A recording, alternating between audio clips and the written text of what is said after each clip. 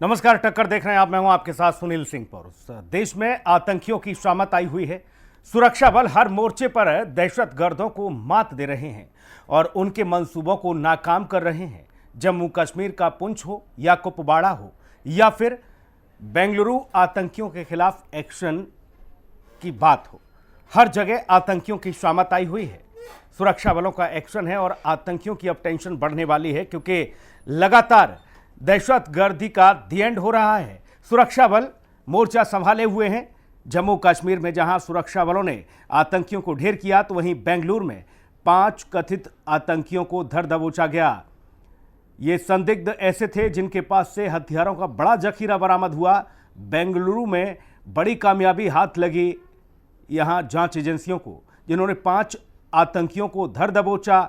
और यह भी माना जा रहा है कि बेंगलोर में एक बड़ी दहशत फैलाने की कोशिश थी, एक बड़े हमले की तैयारी थी, लेकिन उससे पहले ही इनके मंसूबों को कुचल दिया गया।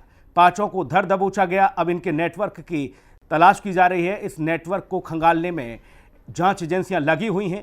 बड़ी तादाद में इनसे हथियारों का जखीरा बरामद किया गया।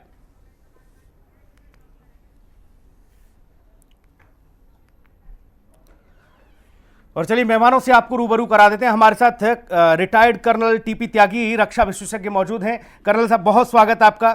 लेफ्टिनेंट जनरल बलवीर सिंह संधू हमारे साथ हैं, रक्षा विशेषज्ञ। संधू साहब, आपका भी बहुत स्वागत है। स्वागत के साथ ही मैं चर्चा की शुरुआत कर्नल टीपी त्यागी जी आपसे करूंगा। आतंकियों की शामत आ गई है। लगातार ये देखने को मिल रहा है कि जांच एजेंसियां अब इन आतंकियों के खात्मे में लगी हैं। बावजूद इसके छुटपुट घटनाओं को अगर देखा जाए तो उसमें सबसे ज्यादा जो टारगेट किया जा रहा है वो प्रवासी मजदूरों को। देखिए, अभी 4 आतंकी कल या परसों मारे गए पुंछ में। उससे पहले 2 आतंकी घुसपैठ करते हुए मारे गए।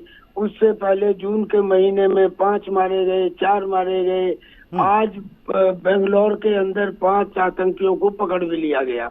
जी। मेरा प्रश्न यहाँ से ये उठता है कि हाँ, ये अच्छा काम किया, लेकिन क्या ये पहली बार हुआ है? ये रेपिटेटिवली हो रहा है। हमारी इंटेलिजेंस एजेंसी ये कहती हैं कि हम तो ये भी पता लगा लेते हैं कि दुश्मन के दिमाग में क्या चल रहा है। अगर ये बात है तो जैसे आतंकी 5 अब पकड़े गए, जो इससे पहले पकड़े गए थे, एक आतंकी से आपको 40 सुरागों का पता लग सकता है। उनके स्लीपिंग सेल का पता लग सकता है। स्लीपिंग सेल से हिमायतियों का पता लग सकता है और हिमायतियों से उनका पता लग सकता है जो राजनीतिक लोग इनको वो देते हैं, आश्रय देते हैं। लेकिन ऐसा बार बार हो रहा है। और जब पूछो तो प्रश्न ये कहते हैं कि साहब ये फिदायीन है, इनका माइंड रेडिकलाइज कर दिया गया है। अब वो 72 हुरों के चक्कर में एक मरता है तो दूसरा पैदा हो जाता है, 2 पैदा हो जाते हैं। ये बात अगर एक बार हुई होती तो हम मान लेते, लेकिन चूंकि एक रेगुलर फ्रीक्वेंसी के साथ ये बराबर हो रही है। जो बिहार के मजदूर हैं वो पहली दफा तो नहीं मारे गए। अभी तो 2 को गोली मारी है, इससे पहले 3 को मारी थी, उससे पहले टारगेटेड किलिंग और भी हो रही थी। तो मेरा कहना ये है कि इसका इलाज किया जाना चाहिए। अब इलाज करने में 2 पॉइंट मैं बताना चाहता हूँ। कल जब 4 आतंकियों को मारा गया तो कैसे मारा गया? रात को पहले एंगेज किया गया, उसके बाद में फिर ड्रोन से और नाइट विजन डिवाइसेस से एग्जैक्ट लोकेशन पता की गई और फिर कल से अर्ली मॉर्निंग में उनको न्यूट्रलाइज किया गया। तो एक कमाल की बात है कि 140 करोड़ के हिंदुस्तान में 2, 4, 5 आतंकी आए और हम उनका खात्मा ना कर सके तुरंत। वो तो किया जा सकता है। हमारे पास जो वेयर विदॉल है वो आतंकियों के पास हो ही नहीं सकते। बताइए कि आतंकियों के पास इस किस्म की नाइट विजन डिवाइस या ड्रोन या बैकअप या काउंटर अटैक क्षमता या लॉजिस्टिक इतना तो नहीं हो सकता। लेकिन वो उनके पास क्यों होता है? क्योंकि उनके पास लोकल सपोर्ट है। तो लिहाजा इसमें से पॉइंट्स निकले 2।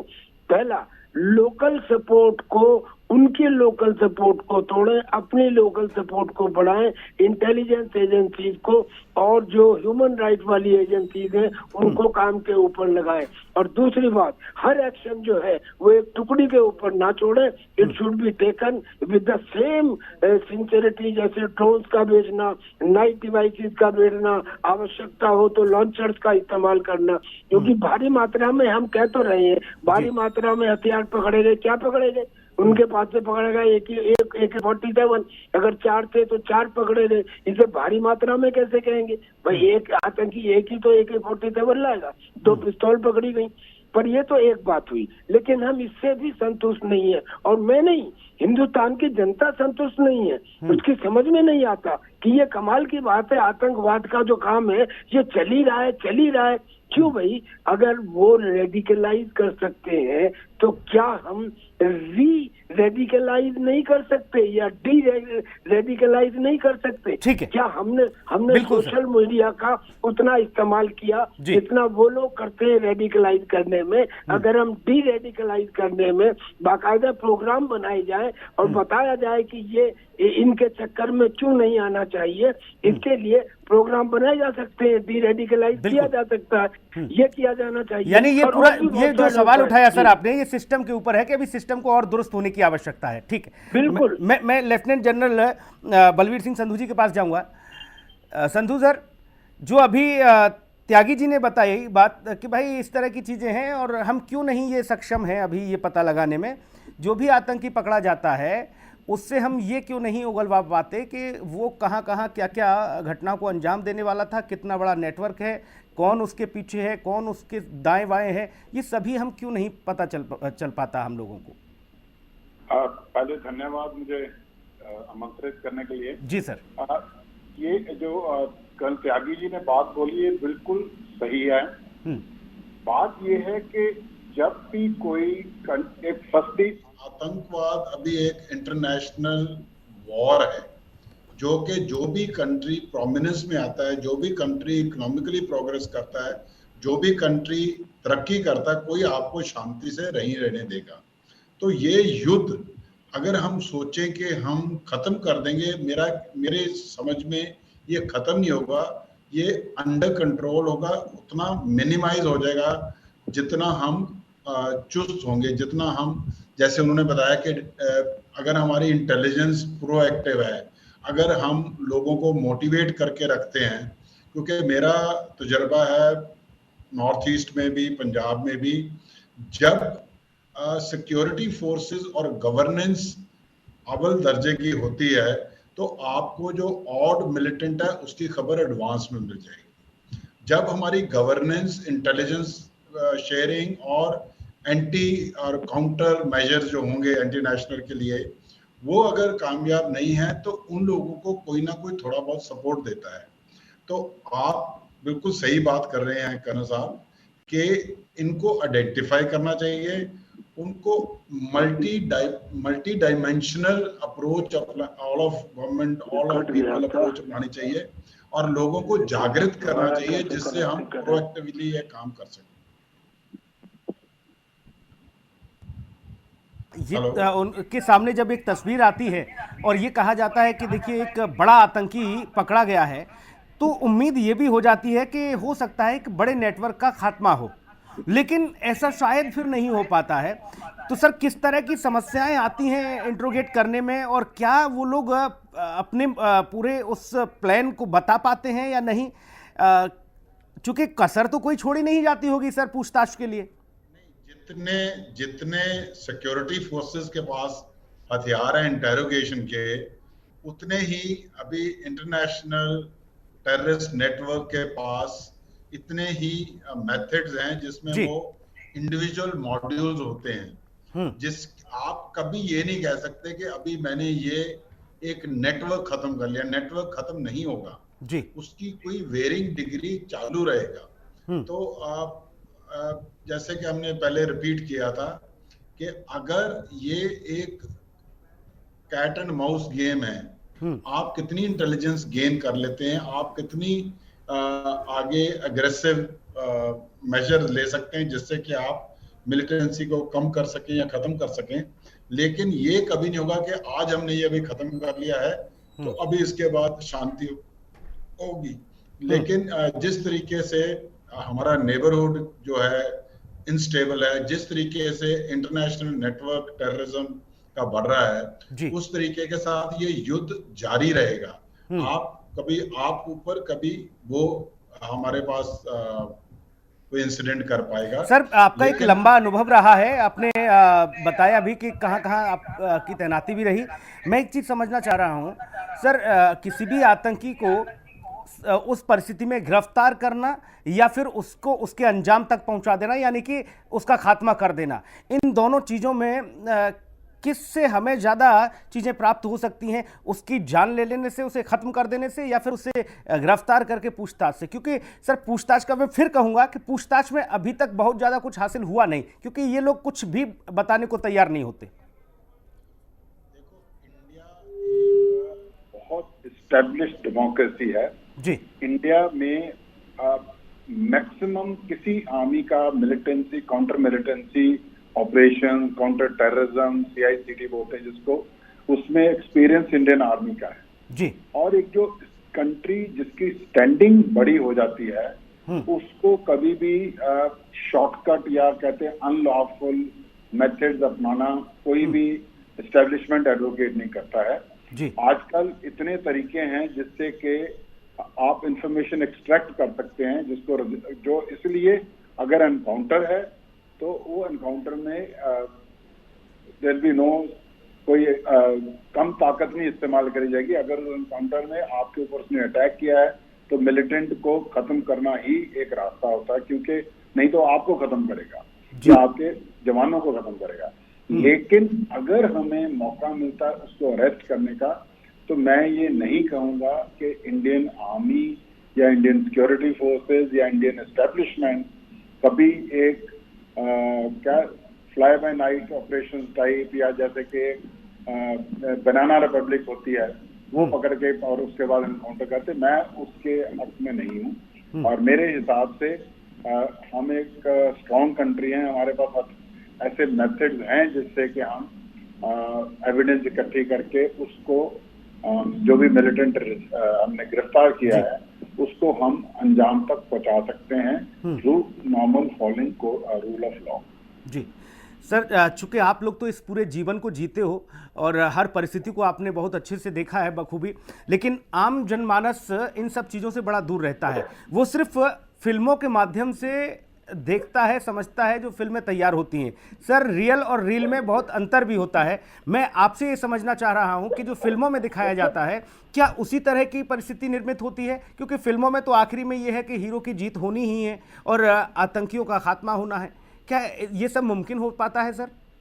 ये रियल और रील में बहुत ज्यादा फर्क है, जो इसलिए एक जॉर्ज बर्नार्ड शॉ की किताब है आर्म्स एंड द मैन, वो एनडी में पढ़ाई जाती है जी। There are some people who have romantic ideas about love and war, लेकिन जो काउंटर मिलिटेंसी है ये बिल्कुल नॉन रोमांटिक ऑपरेशन है। इसमें सब शांति होती जब तक के आईडी ब्लास्ट नहीं होता, सब शांति होती जब तक के एम्बुश नहीं हो जाता है। और इसी तरीके से जब आप हाउस क्लियरिंग में जाते हो और उसी में ही इतनी कैजुअलिटी होती है कि हमने एक बार देखा था कि 5 मिलिटेंट्स ने हमारी ब्रिगेड साइज फोर्स को 36 घंटे एंगेज रखा था, क्योंकि उनको एक हाउस करके क्लियर करना पड़ता है जी। तो लेकिन जो रियल लाइफ होती उसमें जो भी फोर्टिफाइड एरिया में है, जो भी उस एरिया की जानकारी जानता है, वो एक आदमी 100 आदमियों को होल्ड कर सकता है, खत्म हो जाएगा वो आखिर में। लेकिन इस 100 में से शायद एक आधी कैजुअलिटी भी हो जाएगा। और मेन चीज ये होती है कि अगर आप सिक्योरिटी फोर्सेस हो तो आपकी कैजुअलिटी रेशो उससे ज्यादा नहीं होनी, कैजुअलिटी तो होगी लेकिन आप एकदम फिल्मी हीरो की तरह जाकर के अपने 2-3 जवान या ऑफिसर को शहीद नहीं कर सकते। इसीलिए सिक्योरिटी फोर्सेस मेरा स्टेप बाय स्टेप और उसको चोक करके और फिर मिलिटेंट को कोशिश की जाती है, उसको वार्निंग की जाती है कि यार सरेंडर करो, नहीं तो उसको खत्म किया जाता है। फिल्म रियल और रील में बहुत बहुत ज्यादा अंतर है। बिल्कुल। और ये अंतर रहना चाहिए जी। क्योंकि लोगों के एंटरटेनमेंट के लिए तो हीरो को वही करना है, अंग्रेजी पिक्चर हो या हिंदी हो, जहाँ गोलियां उड़ रही हैं और वो छलांगे मार रहा है, लेकिन असलियत में ये नहीं होता है। जी। असलियत में बहुत बिल्कुल सर, अच्छी बात बताई आपने। कर्नल टीपी त्यागी जी हमारे साथ मौजूद हैं। त्यागी सर, आपसे ये समझना चाहूँगा, आपने कहा कि अभी हमें बहुत सिस्टम को और अपग्रेड करने की और अपडेट करने की आवश्यकता है, इसके साथ साथ समाज को भी एक नई दिशा और चेतना की भी आवश्यकता है। और ये सारी चीज़ें जो सर आपने अभी पहले बताई भी थी, उसके अलावा मैं आपसे ये समझना चाह रहा हूँ, क्योंकि करोड़ों दर्शक हिंदी खबर के माध्यम से आपको सुन रहे हैं, सिस्टम में क्या आमूलचूल परिवर्तन होना चाहिए सर? देखिए सर, मैं कोई ऐसी बात नहीं कह रहा जिसके समझने में रॉकेट साइंस इन्वॉल्व हो। मैं कॉमन सेंस की बात कर रहा हूँ। जी सर। कॉमन सेंस ये कहती है कि जब पुराने समय से लगातार एक पॉलिसी के बावजूद आतंकी हमले होते जा रहे हैं और बहुत कम नहीं हो रहे, इस किस्म की इंसिडेंट हो रही हैं, इसका मतलब पॉलिसी में बदलाव लाना चाहिए। इसे कोर्स करेक्शन कहते हैं। कोर्स करेक्शन हर जगह अप्लाई किया जाता है। अगर कोई इंडस्ट्री बहुत लंबे समय से नुकसान में चल रही है तो उसमें कुछ पॉलिसी में चेंजेस लाए जाते हैं। अब वो पॉलिसी में चेंजेस लाए जा सकते हैं। कई मैं 2-3 आपको उदाहरण देता हूँ। पहला उदाहरण तो ये है कि क्या आवश्यकता है कि एक अच्छा खासा सोल्जर जिसको तैयार किया गया है इतना खर्चा करने के बाद, ट्रेनिंग करने के बाद, उसको इस काम पे लगाया जाए बजाय इसके कि वो दूसरी सरहद के ऊपर सुरक्षा करे। करीब 60,000 सिपाही हर साल करीब 35 साल की उम्र में यानी भरी जवानी में रिटायर होते हैं। क्या उनमें से कुछ सिपाहियों को जो इच्छुक हो उन्हें थोड़ी जमीन दे के सरहदी इलाके में नहीं बसाया जा सकता? और अगर वो बच जाएं और चूंकि वो कर्तव्यनिष्ठा, प्रशिक्षण, अनुशासन और ईमानदारी के प्रतीक है, लिहाजा मजाल है कि कोई ड्रग स्मगलर या आतंकी घुसपैठ। नंबर 1 जी, ये किया जा सकता है। ये एक्सपेरिमेंट हमने 1962 में अंडमान निकोबार आइलैंड में किया भी था। चाइना से बर्मा को जाने वाले जहाजों पर नजर रखने के लिए कुछ सिपाहियों को वहां पे एक आइलैंड पे जगह दी गई थी। उन्होंने अपनी मेहनत से इतना अच्छा काम किया कि आज उस आइलैंड को हिंदुस्तान का सिंगापुर कहा जाता है। ये एक बात हुई। दूसरी बात, क्या हमें बैटलफील्ड चेंज नहीं करना चाहिए? 1965 में जब बुरी तरह से जम्मू के ऊपर खतरा बढ़ गया था, तब डिसीजन लिया गया कि पंजाब का फ्रंट खोल दो। वहां से गए और इशोगिल कैनाल तक हम पहुंच गए थे। यानी कि ये जो पालनाव जो पुंछ में हो रहा है, जो कपूरथला में हो रहा है, जो भी ये कुछ हो रहा है, कुपवाड़ा में हो रहा है, ऐसा हम भी किसी दूसरी जगह पर करें। पर चलिए, अगर रिएक्शन और एक्शन इसको छोड़ भी दें तो एक और सॉल्यूशन है। तो वो सॉल्यूशन नहीं है बल्कि वो सजेशन है। सजेशन क्या है कि अभी हम ज्यादातर कौन सी इंटेलिजेंस के ऊपर यकीन करते हैं? वो इंटेलिजेंस जो हमें बड़े लोगों द्वारा दी जाती है, इंटरनेट पे जो इंटरसेप्ट किए जाते हैं उन पे दी जाती है। हमें इंटेलिजेंस में ज्यादा भरोसा करना चाहिए इस चीज के ऊपर, उस लोकल सिपाही के ऊपर जो लोकल एरिया में आम लोगों के साथ एक जैसा बाथरूम इस्तेमाल करता है या हलवाई की दुकान पे एक साथ जलेबी खाता है। जो वहाँ से इंटेलिजेंस गैदर होगी वो इंटेलिजेंस पुख्ता होगी और उसको प्रायोरिटी दी जानी चाहिए। यानी कि एक छोटी सी टिप्पणी संधू सर की मैं ले लेता हूँ, फिर मैं इस चर्चा को यहीं विराम दूंगा। संधू सर, बाहरी आतंकियों के लिए तो सरहदों पर तैनाती है, मुस्तैदी है, तमाम उपकरण हैं, तमाम व्यवस्थाएं हैं, निगरानी है। जो घर में पनप रहे हैं, जो इस देश में रहकर भी जो लगातार आतंकी संगठनों से संपर्क में हैं और जो खुद मौत का सामान बनकर फिर रहे हैं, उनको कैसे मिटाया जाए, उनकी पहचान कैसे हो? आई थिंक इस सरकार ने बहुत कदम लिए हैं इस डायरेक्शन में।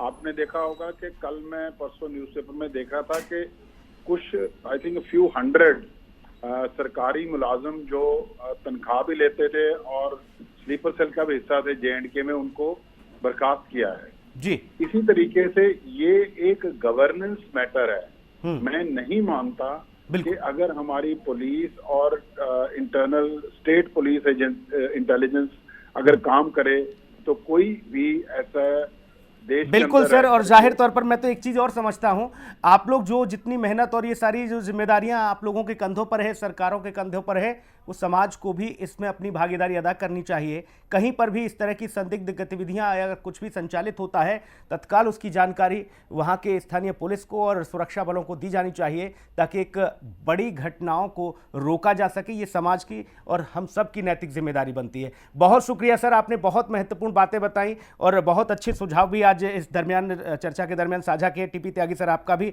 और बलवीर सिंह संधू सर आपका भी बहुत धन्यवाद। खास कार्यक्रम में इतना ही। नमस्कार।